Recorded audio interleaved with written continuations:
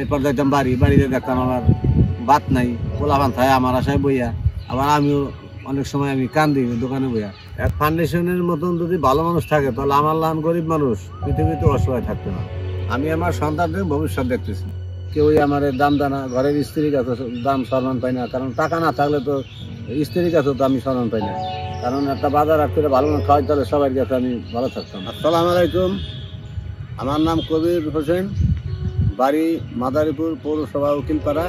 পাও ব্যান ছিল, তা পাও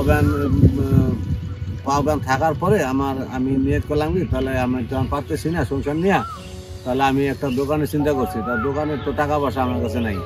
তখন কি করলাম, আমার ওই ভ্যানটাই আমি বিক্রি করলাম। যখনই ওই ভ্যানটা বিক্রি করলাম, এখন দেখি দোকানে আমার কিছু আয়নিত হইতেছে না। তখন কিস্তি মিস্তি আমি কি বেটার নি।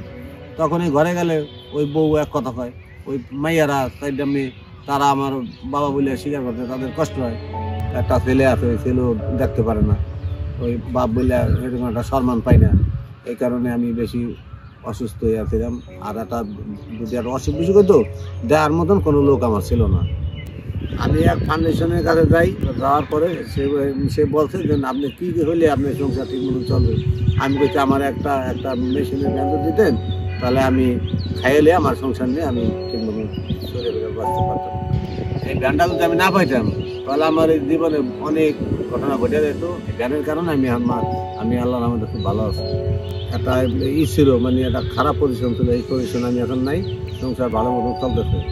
এখন যারা আমার এই সমস্যার থেকে এই ব্যানটা দিছে, তাদেরকে আমি আল্লাহর কাছে ফরিয়াদ জানাই, তাদেরকে আল্লাহ ভালো রাখুক, তাদেরকে আল্লাহ শান্তিতে রাখুক।